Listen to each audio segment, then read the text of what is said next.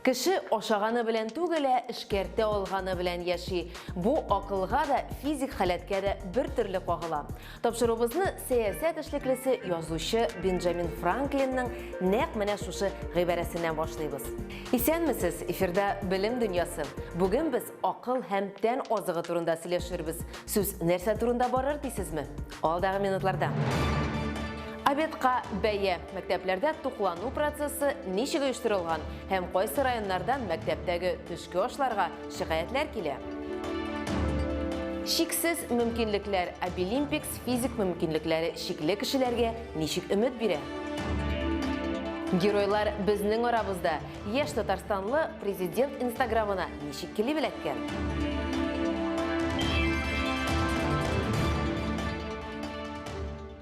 Мәктәптә туклану быел иң кайнар темаларның берсе булып тора. Хөкүмәттә дә, әти-әниләр арасында да. Искәртеп үтик, уку елы башыннан башлангыч сыйныф укучылары бушлай ашау мөмкинлегенә ия булды. Сабыйларны түләүсез кайнар ризык белән тәэмин итү тәкъдиме белән Россия президенты Владимир Путин чыкты.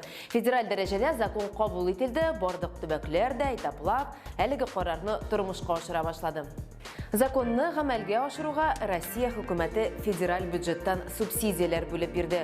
Шул ук вакытта туклануны оештыру буенча финанс йөкләнешнең бер өлеше төбәкләр җилкәсенә дә төшә. Мәсәлән, Татарстанда бүгенгә 209 мең башлангыч сыйныф укучысы белем ала. Аларның һәр кайсы федераль һәм төбәк бюджетлары хисабына кайнар ризык белән тәэмин ителгән. Әйтеп үтәргә кирәк, республикада туклану процессын оештыруны гына түгел, төшке ашларның сыйфатын да тикшереп анализлыйлар. Мөрәҗәгатьләр дә көндә мониторинг уза. Район башлыклары һәм министрлык җитәкчелеге мәктәпләргә йөреп контроль тикшерүләр уздыралар. Хәбәрчебез Мәрсилә Искәндәрова шундый рейдларның берсендә булды һәм мәктәпләрнең күпчелеге куелган бурычларны яхшы гына үтәсә дә, кайбер мәктәпләрдә укучыларның гомумән төшке ашларсыз калганын күреп кайтты. Быелгы уку елыннан Владимир Путин мәктәп укучыларын бушлай кайнар аш белән тәэмин итүне раслаган иде. Ата-аналар һәм балалар өчен бу бик яхшы хәбәр булса да, шушы вакыт аралыгында инде шикаятьләр дә килеп өлгерде. Аларны борчыган төп проблема мәктәптә пешекчеләр җитмәүе, ризыклар салкын һәм боткалар тәмле түгел. Ата-аналар шикаятләренең берсе Тукай районы Кече Шилнә мәктәбеннән килгән иде. Сәбәбе ачыкланды. Пешекчеләрнең эштән азат ителүе, азык-төлек блогы штатында яңа хезмәткәрләр авыруы. Шуңа мәктәп укучылары үзләре генә мөстәкыйль тукланган. Хәзерге вакытта мәктәптә туклану торгызылган. 310 укучы һәм 23 укытучы көн саен кайнар ризык ашый. Балаларын мәктәпкә илткән һәр ата-ана аларның тамаклары тук булуын тели. Бу уку елыннан башлап бөтен мәктәпләргә дә кайнар аш программасы кертелде. Без бүген сезнең белән Сорман районында әлеге процессның ничек барышын, балаларның ничек туклануын сезнең белән бергәләп күзәтәчәкбез. Яшелчәләр, җиләк, җимеш, сөт ризыклары, йомырка, шулай ук боткалар бирелә. Билмәннәргә хәтта бирелә инде балалар идәгечә тукланалар.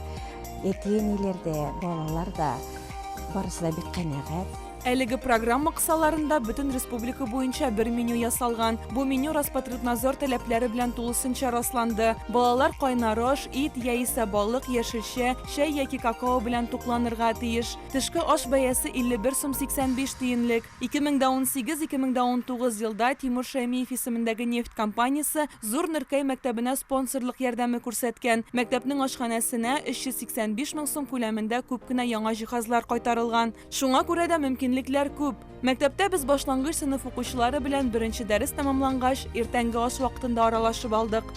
Иртән безнең завтракларга ботка көндә фруктлар бирелә, грушалар, алмалар, кисель, какао, йомыркалар, омлетлар бирәбез. Түйелгән шул бәрәңгеләр, гуляш, макарон яраталар бик балалар. Татарстан буенча Роспотребнадзор идарәсе мәктәпләрдә кайнар аш мәсьәләсе буенча хәзерге вакытта 20 мәктәпне тикшереп, термометрик экспертиза үткәргән. Әлегә бер генә уку йортында да тәртип бозулар табылмаган. Шуңа күрә артык куркыныч юк диярлек. Алга таба Татарстанның 1600 мәктәбе тикшереләчәк. Шуларның 180-е Казан мәктәпләре. Һәр ай саен кулланучылар хокукларын яклау һәм кеше иминлеге өлкәсендә күзәтчелек федераль хезмәте көтелмәгән визит белән 25 белем бирү үзәкләренә килә. Безнең мәктәптә бик тәмле ашаталар. Бүген безгә гречка һәм котлет бирделәр. Киләсе маршрутыбыз Сарман урта мәктәбенә. Балалар аеруча макарон белән гуляшны, әлбәттә, үзләре дә яраталар. Бәрәңге, менә балык котлетларына килгәндә, аларның бик исләре китми инде балык котлетларына.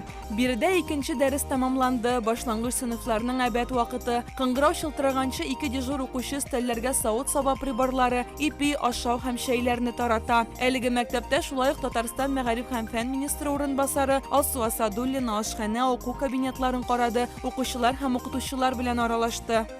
Bizim de temli oşatalarlık temli.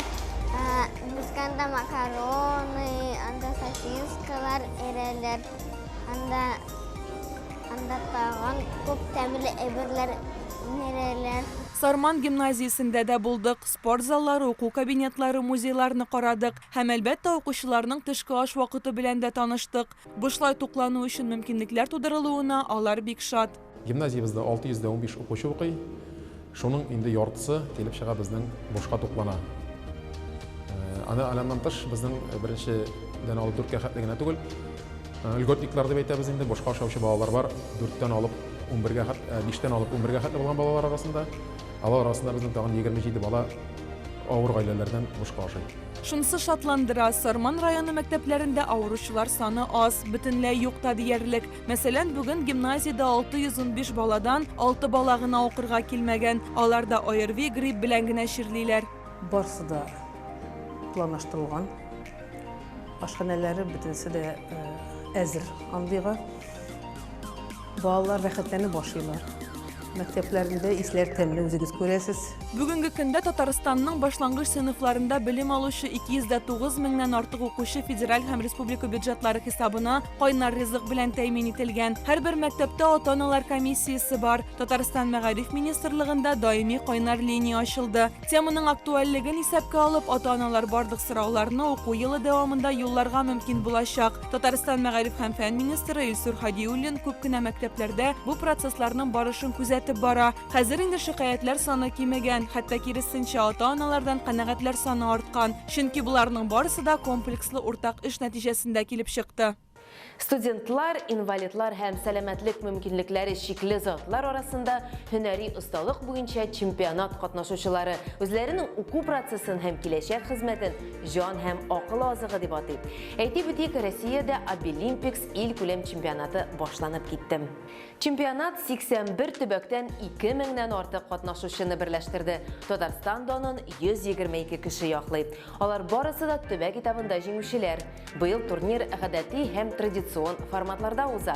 Конкурсантларыбыз күллият һәм техникум базаларында оештырылган 24 бәйге мәйданчыгында 50 компетенциядә көч сынашачак. Шунысын да искәртеп үтик, Татарстан Обилимпикс хәрәкәтендә 2016 елдан бирле актив катнашып килә. Узган елны исә республика ил күләм этапта гомум команда зачетында 2нче урынга лаек булды. Ни өчен Обилимпикс катнашучылары киләчәкләрен бәйгедә катнашуда күрә? Хәбәрчебез Гөлфия Гыбайдуллина белеште. Һәрбер кешенең дә үз сәләтен күрсәтергә тулы хокукы бар. Бу көннәрдә мөмкинлекләре шикле затлар һәм инвалидлар арасында һөнәри осталык буенча Обилимпикс милли чемпионаты узды. Биредә барлыгы 77 компетенция буенча студентлар һәм белгечләр көч сынаша. Без Казандагы чемпионат мәйданчыкларының берсе сәүдә-икътисад техникумында. Ул хәрәкәтне үстерү буенча төбәк координацион үзәге булып тора. Хәзер букетны җыярга кирәк, чөнки каркас инде әзерләнеп бетте. Минем барлыгы 1 сәгать вакытым бар. Шул вакыт эчендә букетны җыеп бетерергә һәм вазага куярга кирәк. Ярышлар өчен менә дигән шартлар тудырылган. Һәр катнашучы үз компетенцияләре буенча тулаем әзер. Бу елны беренче тапкыр Обилимпикс конкурсы дистанцион көндезге форматта уза. Татарстанда мәктәп укучылары категориясендә 34, студентлар категориясендә 47 һәм белгечләрдән 41 катнашучы ярыша. Республикадан ярышларга 24 милли эксперт бәя бирәчәк. Татарстан буенча ел саен милли ярышларда югары күрсәткечләр була. 2019 елда Татарстан җыелма командасы гомум команда зачетында 2нче урынны яуласа, 2018 елда 3нче урынга ия булды. Я начала заниматься фотографией. Мин инде 5 яшьтән үк бабаем белән бергәләп фото белән шөгыльләнә башладым. Без төрле пленкаларны күрдек, хәзер инде мин 10 ел профессиональ фотография белән шөгыльләнәм. Шушы техникумда укыдым, аннары биредә укыта да башладым. Фотография һәм компьютер технологиясе фәнен укытам. Photoshop һәм башка күп кенә программаларга өйрәтәм. Чемпионат кысаларында IT технологиялар, медицина, сәнәгать, хезмәт күрсәтү өлкәсе, туклану, мәгариф, иҗат һөнәрләре, икътисад һәм финанслар, декоратив гамәли сәнгать компетенцияләре тәкъдим ителә. Милли чемпионатны уздыруда эшлекле профориентация һәм күргәзмә программалары планлаштырылган. Мине монда Олимпикс конкурсына чакырдылар һәм мин бик тырыш әзерләнәм. Үзенең конкурста мин чүлмәк күтәрәм глинадан. Чемпионатның эшлекле программасы һөнәри белем бирү сыйфатын күтәрү белән бәйле актуаль мәсьәләләргә багышланган. Бердә мөмкинлекләре чикле кешеләрне эшкә урнаштыру, аларга һөнәри белем бирү оешмаларының архитектуралы үтемлелеге мәсьәләләре карала. Мин бик яратам вычерчивать барысында, изләр ва все выпиливать яратам бик. Миңа бик бу эш бик куәтле һәм бик яхшы эш, миңа бик ошый. Һөнәри юнәлеш бирү программасы катнашучыларның заманча һөнәрләр турында күзаллауларын киңәйтүгә юнәлдерелгән. Чемпионнардан мастер-класслар, яңа презентацион компетенцияләр тәкъдим ителәчәк. Практически выпускники этого. Әлеге келәтне тәмамлаган һәрбер студентны белгеч дип була. Бу келәтнең чыгарылыш укучылары үзләре белгечләр дә, остазлар да. Олимпик ярышы һәркемнең тормышында зур роль уйный дип уйлыйбыз. Укучы да, студент та, белгеч тә. Мөмкинлекләре чикле кешеләр дибез, әмма алар өчен һәр нәрсә чиксез. Нәкъ менә бу ярышта алар үз мөмкинлекләрен, талантларын күрсәтә алалар. Без аларны бик яратабыз, хөрмәт итәбез. Чемпионатта тәкъдим ителгән һөнәрләргә хәзер Татарстанда да, республикадан читтә дә хезмәт базарында ихтыяҗ зур. Шуңа күрә югары профильле белгечләр күп. Бигрәк тә һөнәри осталык буенча региональ чемпионат җиңүчеләре һәм призерлары шунда ук зур хезмәткә алына. Димәк, киләчәгебез өчен Олимпиксның өлеше гаять зур һәм әһәмиятле. Татарстанның үз геройлары бар. Мәсәлән, Әлки районының 14 яшьлек егете малай нинди яхшы гамәлләр кылган һәм республика президенты Инстаграмына ничек килеп эләккән. Булар хакында традицион кызыклы тәнәфес сәхифәсендә Нияз Рахман сөйләп үтәр. Исәнмесез, әле күптән түгел генә республиканың дәүләт советы рәисе урынбасары Марат Ахматов Татарстан геройы дигән исем бирүне тәкъдим иткән иде. Беренче кандидатлар инде бар. Бүгенге сәхифәдә яшь геройлар хакында сөйләшәбез. Эш туганын янгыннан коткара. Алексеевск районы Зур Олан авылында яшәүче 14 яшьлек Иван исемле малайның батырлыгын бөтен республика белә хәзер. Иртән 7ләр тирәсендә аларның өйләре һәм сарайларында янгын чыгу турында мәгълүмат 112 номерына килә. 14 яшьлек үсмер йокы аралаш янгын турында хәбәр итү җайланмасының тавышын ишеткән. Ул йокыдан уянган һәм 10 яшьлек инесе белән 7 яшьлек ике игезәк туганын урамга алып чыкмакчы булган. Тик ишеккә якын килә алмаган. Иван югалып калмый һәм тәрәзәне ватып туганнарын коткарган. Менә бит ул чын герой, хәтта президент Инстаграмна дәләгә. Как обычно, встал утром по будильнику на школу. Потом услышал сигнализацию.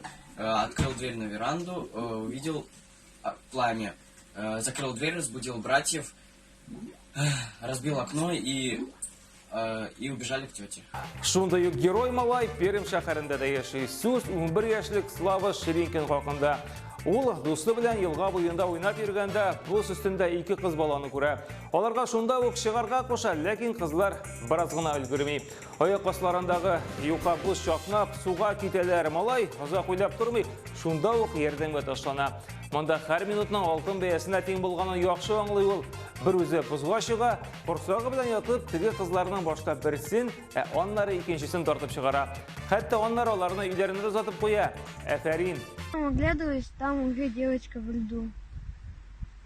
Начал подходить, и вторая девочка подбежала, тоже провалилась. И я начал их доставать. Одну за портфель достал, а вторую за руку достал. Потом вышли на берег и повели их домой. Бүгенге менә шулар иде, киләсе аптада кабаттан очрашырбыз. Сәламәт булыгыз. Исегезгә төшерәбез, үзегезнең кызыклы язмаларыгызны безнең социаль шелтәрләрдәге аккаунтларыбызда калдыра аласыз. Франсуа Rable'ның танылган аппетит ашаганда килә дигән гыйбарәсен туры мәгънәдә генә аңларга кирәкмәстер. Бу гыйбарә башта эшлисе килмәгән, аннары тәмләп, ләззәт алып эшләнгән эшләргә дә кагыла. Иҗатта булыгыз, чын ләззәт һәм рәхәтлек алып эшләгез. Киләсе очрашуларга кадәр.